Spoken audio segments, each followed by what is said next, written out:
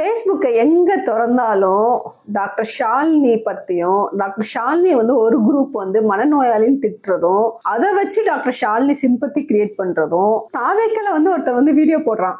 Doctor ஷாலினா எங்க ஆளு எங்க சப்போர்ட்ரு கையை வச்ச பாரு அவங்க மேல நாங்க என்ன மாதிரி ரியாக்ட் பண்றோம் அப்படின்னு தாவேக்கல ஒரு பையன் வீடியோ போடுற அளவுக்கு வந்துச்சு. இதுக்கெல்லாம் மேல போய் டாக்டர் ஷாலினி ஒரு பதிவு போடுறாங்க. RSS நான் கிரிட்டிசைஸ் பண்ணேன், பிஜேபி நான் கிரிட்டிசைஸ் பண்ணியிருக்கேன், அவங்க கூட எனக்கு இந்த மாதிரி அட்டாக் பண்ணல, இவங்க இந்த மாதிரி அட்டாக் பண்றாங்க அப்படின்னு ஒரு பதிவு போடுறாங்க. இதெல்லாம் பார்த்து ரொம்ப சங்கடமா இருக்குங்க. ஏன்னா டாக்டர் ஷாலினி வந்து இனிஷியலா அவங்களோட வந்து பொலிட்டிக்கல் ஜேர்னி எப்படி இருந்துச்சு, அந்த ஒரு மாற்றம் எங்க வருது, பெரியாரிஸ்டுகள் அவங்களை எப்படி பார்த்தாங்க, பெரியார் அப்படிங்கிற பேரை எப்படி யூஸ் பண்ணிக்கிட்டாங்க, இதெல்லாம் நம்ம டீட்டெயிலா பார்ப்போம். ஏன்னா இதுல சின்ன மிஸ் அண்டர்ஸ்டாண்டிங் இருக்கிறதா பாக்குறேன். அந்த மிஸ் அண்டர்ஸ்டாண்டிங் நம்ம கிளியர் பண்ணிட்டோம்னா, ஒரு சின்ன ஒரு ஒரு ஒரு பாயிண்ட் ஆஃப் மிஸ் அண்டர்ஸ்டாண்டிங் அதை கிளியர் பண்ணிட்டோம்னா நம்ம இதை பார்க்குற பெர்ஸ்பெக்டிவே மாறிடும் நினைக்கிறேன். நம்ம வந்து ஏன்னா இப்போ ஒருத்தங்க மாறிட்டாங்கன்னா நம்ம பெர்ஸ்பெக்டிவ் மாத்துக்கிறதான நல்லது. ஸோ அதனால இந்த நான் வீடியோ ரெக்கார்ட் பண்றேன். ஏன்னா திருப்பி ஒருத்தங்களை வந்து நம்ம மனநோயாளின்னு திட்டுறதுக்கு முன்னாடி நம்ம நிறைய யோசிக்க வேண்டியிருக்கு. இந்த வீடியோக்குள்ள நம்ம போகலாம்.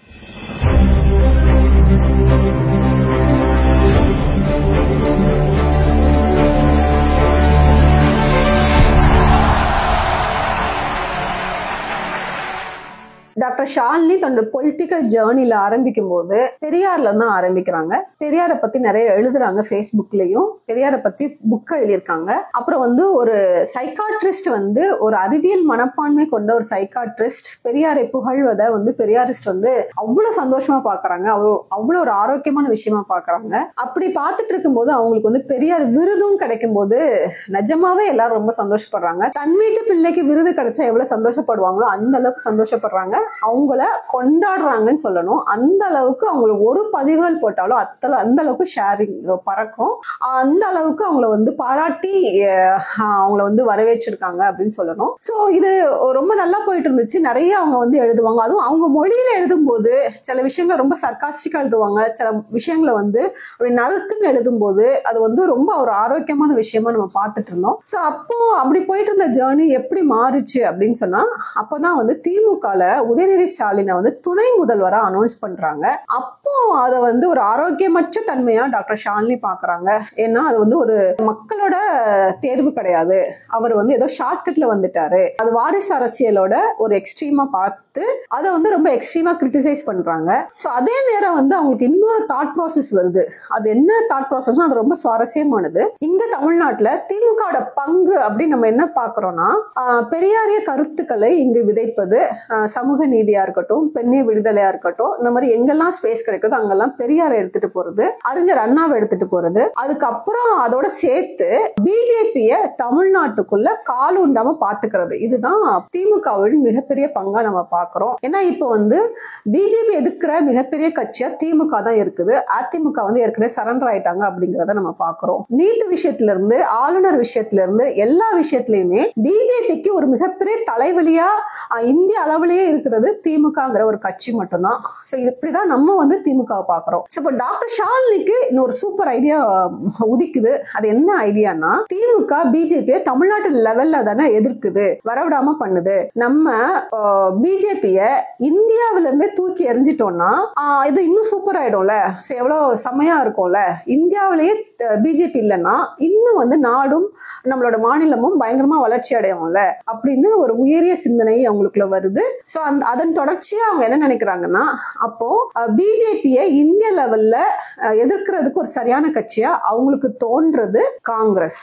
அதுவும் காங்கிரஸ்ல ராகுல் காந்தியோட லீடர்ஷிப் வந்து அதுக்கு ஒரு மிகப்பெரிய தூணா இருக்கும், ஒரு மிகப்பெரிய வித்தா இருக்கும் அப்படின்னு நினைக்கிறாங்க. அதை நினைச்சிட்டு காங்கிரஸ் கூட சேர்ந்து வேலை செய்ய ஆரம்பிக்கிறாங்க.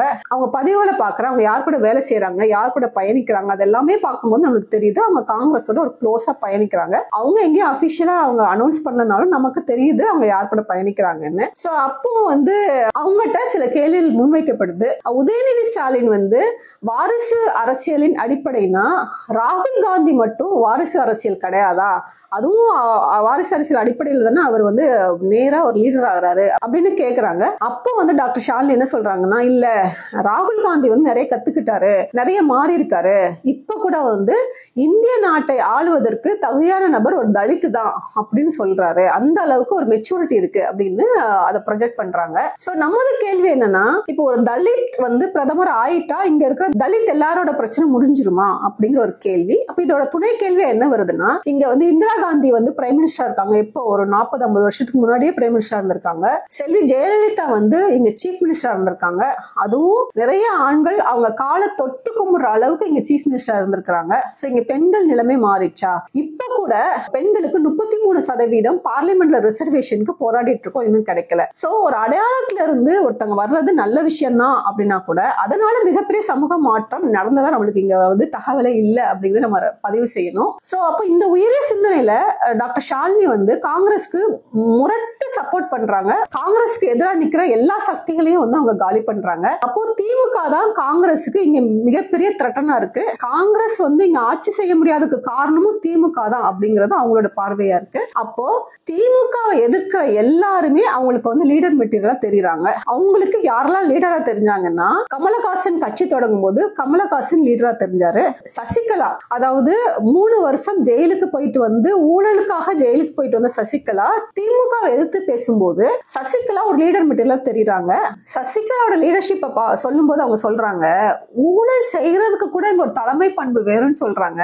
இதெல்லாம் எப்படி புரிஞ்சுக்கிறதுன்னு எனக்கு தெரியல. இங்க கொலை பண்றதுக்கு அப்போ லீடர்ஷிப் வேணுமா, அப்போ வந்து ரேப் பண்றதுக்கு லீடர்ஷிப் வேணுமா, இப்ப இவங்க எல்லாம் லீடர் ஆக்கிடலாமா? அப்போ திமுகவை யார் எதிர்த்தாலும் நான் அவங்களுக்கு சப்போர்ட் பண்ணுவேன் அப்படிங்கறது அவங்களோட பேட்டர்னா மாறுது. அதுக்கப்புறம் ஆதவ் அர்ஜுனா அவரு விசிகல என்ன பண்ணாரு, அங்க இருந்து துரத்தி விடப்பட்டாரு, இல்லைன்னா அவர் ரிசைன் பண்ணாரு கூட வச்சுக்கலாம். அதுக்கப்புறம் அவருக்கு எங்க ஆதாயம் கிடைச்சது அங்க போயிட்டாரு. இப்ப கூட கரூர்ல 41 பேர் ஸ்டாம்பீட்ல கொல்லப்பட்ட போது அவரு ஓடி ஒளிந்து கொண்டார். அதுக்கப்புறம் இப்போ வந்து டெல்லிக்கும் சென்னைக்கும் அலைஞ்சிட்டு இருக்கிறாரு. இதுதான் ஆதவ் அர்ஜுனாவோட தலைமை பண்பு. இப்ப கடைசியா வந்து நிக்கிறது நடிகர் விஜய். இப்ப மத்தவங்களுக்காவது கிரவுட் சப்போர்ட் இல்ல, யங்ஸ்டர் சப்போர்ட் இல்ல, அவங்க எல்லாம் ஒரு தனி மனிதரா தான் போராடினாங்க, அவங்களுக்கு பின்னாடி மிகப்பெரிய ஓட் பேங்க் இல்ல. ஆனா விஜய்க்கு இவங்க மிகப்பெரிய ஓட் பேங்க பாக்குறாங்க, அதுவும் யங்ஸ்டர்ஸோட ஓட் பேங்க். அந்த யங்ஸ்டர்ஸ் வந்து நம்ம என்னன்னு சொல்றோம்னா அவங்கள வந்து தற்குறின்னு சொல்றோம். அது சரியா தப்பா அப்படிங்கறத தாண்டி இப்ப கூட டாக்டர் ஷாலினி தன்னோட ப்ரொஃபைல்ல நான் தற்குறி அப்படின்னு வந்து ஒரு ஸ்டேட்டஸ் வச்சிருக்காங்க. சோ அப்போ விஜய வந்து இப்போ விஜயோட மனநிலை என்ன இருக்கும் பாருங்களேன். விஜய் வந்து அவர் தன்னை ஒரு மன்னர் மாதிரி நினைச்சுக்கிறார், அதனால இவர் பவுன்சர் வச்சுட்டு ஃபிளைட்ல போயிட்டு வர்றது, அந்த மாதிரி ஒரு மன்னர் மனநிலை இருக்கிறவர்கிட்ட, அதுவும் இவ்வளவு பெரிய ஒரு கொடூர நிகழ்வு நடந்ததுக்கு அப்புறம் விஜய்கிட்ட யாராவது போய் விஜய் நீங்க இதை சரியா பண்ணியிருந்திருக்கலாம், இந்த விஷயத்த நீங்க கொஞ்சம் கவனமா பண்ணிருக்கலாம், அட்லீஸ்ட் ஃபியூச்சர்லயாவது இதை நீங்க சரியா பண்ணணும் அப்படின்னு சொல்றவங்கள விஜய்க்கு பிடிக்காது. கண்டிப்பா அவருக்கு யார பிடிக்கும்? விஜய் நீ அப்பழுக்கற்றவன், நீ மீட்பர், நீ சிலுவையில் அறையப்பட்டிருக்கிறாய், நீ விரைவில் மீண்டு வர வேண்டும் அப்படின்னு சொல்றவங்களதான் விஜய்க்கு கண்டிப்பா பிடிக்கும். அதுவும் ஒரு சைக்காட்ரிஸ்ட் வந்து இதை சொல்லும் போது அதுல வந்து கண்டிப்பா அதுல அவருக்கு ஒரு வேல்யூடேஷன் தெரியும், அவருக்கு அது வந்து ஒரு பெரிய கான்பிடன்ஸ் கொடுக்கும். சோ இதை வந்து காங்கிரஸ் வந்து ரொம்ப சரியா அந்த காய்களை நகட்டுறாங்க.